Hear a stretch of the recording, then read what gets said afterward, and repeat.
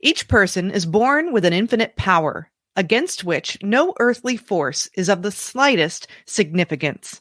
That's a quote from Neville Goddard. Today, we're taking a deeper step into goal achieving and what it really takes to attract what you want. So you're going to want to stick around for today's episode. The following was recorded in front of a live studio audience at the Studio 21 Podcast Cafe. This is the United Podcast Network. Welcome to Rat Race Reboot. I'm your host, Laura Noel. And as a certified coach and former 27-year military leader, each week I provide bite-sized mindset pivots that will help you reset your mind, reawaken your spirit, and regain your control. Welcome again to another episode of Rat Race Reboot. As you know, we are going chapter by chapter through my book, Rat Race Reboot.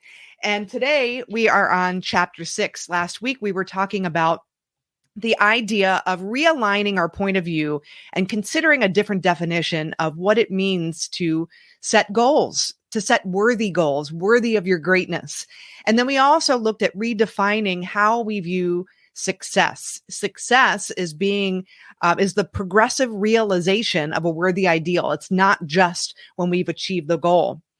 I love the quote that I started with Neville Goddard because it's the foundation of our talk today. You possess infinite power, and it's time to harness it so you can reach those far out goals, those C goals that we talked about last week. And if you didn't listen to that episode, definitely check it out. Or if you have the book, read chapter 5. Often we let our external circumstances define our potential. We think we're not smart enough, not rich enough, not something enough, whatever the case may be. But this chapter challenges these ideas. These are just mere excuses. Your power to achieve far out goals comes from within, not from external factors, although sometimes it can seem like that. But dreaming and setting the goal obviously isn't enough. And so this chapter puts a spotlight on the importance of thinking and thoughtful planning. That's what turns dreams into actionable steps. And it's where innovation and strategy come together. They come to play. So, a key takeaway for today is the idea of focusing on the what. I talked about this last week. We want to focus on the what. What do we truly want? Even though we don't know how we're going to get there yet. So focus on the what, not the how. Now, what do you do then? So you've made the decision to create the C goal, and it's exciting and scary at the same time, and you have no idea how you're going to get there.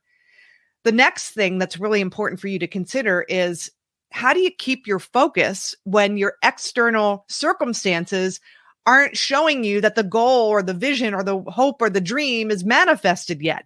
Or maybe you have some naysayers in your life who really don't understand what you're doing or think you're totally off your rocker for thinking in this way. So setting far out goals is not easy. It's a journey. And when you set a goal that is something that you've never done before, right? You're asking yourself to stretch and grow in a way that you've never stretched and grown. And so your mind, being that it is designed to keep you comfortable and safe, is going to try to pull you back to your old way of thinking, your old way of being. So this is one thing where, step one, you want to get clear on what you want. You want to make a decision that you're going to go after it. You want to focus on the what and not the how. But now in this chapter, I'm talking about focusing on your thinking, because as soon as you make a committed decision to reach a new height that you've never reached before, your mind is going to put up a royal battle, because again, it doesn't know that this stretching and growth is good. It just knows that it feels painful. It's not comfortable. You're getting out of your comfort zone. Even entertaining the idea of doing something vastly different than you've ever done before. Notice your thoughts. Who am I to do this? Oh, but I don't know how I would do this. Where do I even start? I've never done this before. I'm sleepy. I need a snack. Your mind is going to throw all kinds of roadblocks in your way. And you have to know that. So you got to put your priority on thinking. It's, so you want to learn to lean on your mental faculties and not what's in your immediate surroundings. So that is the key. You are going to be tempted by distractions when you set out these far out goals. And so you've got to put some things in place that will help you stay focused. First and foremost, when you get clear for that vision that you truly want and desire, that vision has to be greater than your old beliefs and your paradigms that are going to try to pull you back. And so you also want to fall in love with that goal or that dream and that vision. And one of the ways that helps me get really emotionally connected with my goal, so that when my old thoughts and my old fears start to bubble up, I can take charge of me no matter the circumstance. When something looks like it hasn't worked out in my favor, instead of letting it drag me down the rabbit hole of despair, I can be in charge of me no matter the circumstance and redirect towards something that's even better. Oftentimes when it looks like our goal isn't manifesting or isn't happening for us in the way that we want, right? We're getting stuck on the how we're going to get there. If we stay on that path, we're going to be stuck. We're going to be moving laterally. We're going to be pulled back down to our old beliefs about ourselves. But if we can realign our viewpoint, and if we can get emotionally connected with our goal, we can be more resilient when we're faced with external circumstances or people or things that happen around us, right? So one of the ways that I do that is I write my goal each and every day. I write it out first thing in the morning. I take care of myself first before I do anything. Writing out my goal, thinking about my goal, visualizing my goal, trying to get really clear in what would that feel like? How am I dressing? How am I talking? How am I serving? I try to experience the visualization of my goal. I try to imagine what it would be like to be in that situation through my five senses.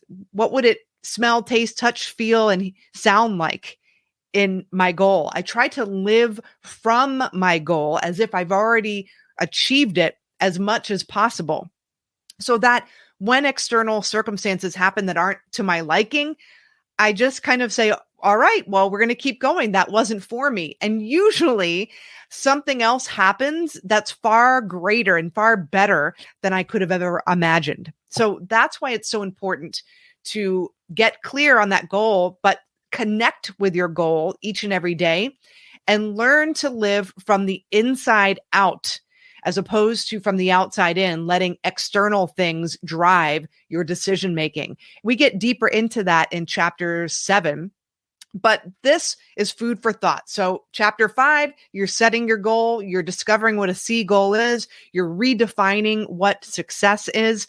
Chapter 6 is all about really connecting with your goal, not getting bogged down mired in the how yet, taking inspired action. And when things look like they're not happening in your favor, don't let those drive your decision making. Get reconnected with the vision of your goal and ideas that float to your intuition. Act on them. Those are in harmony with your goal and your vision. So that's the essence of chapter 6. And so I hope you grab your copy. You can go to Amazon. You can go to stretchintosuccess.com/Rat Race Reboot. You'll see the link to get the book there.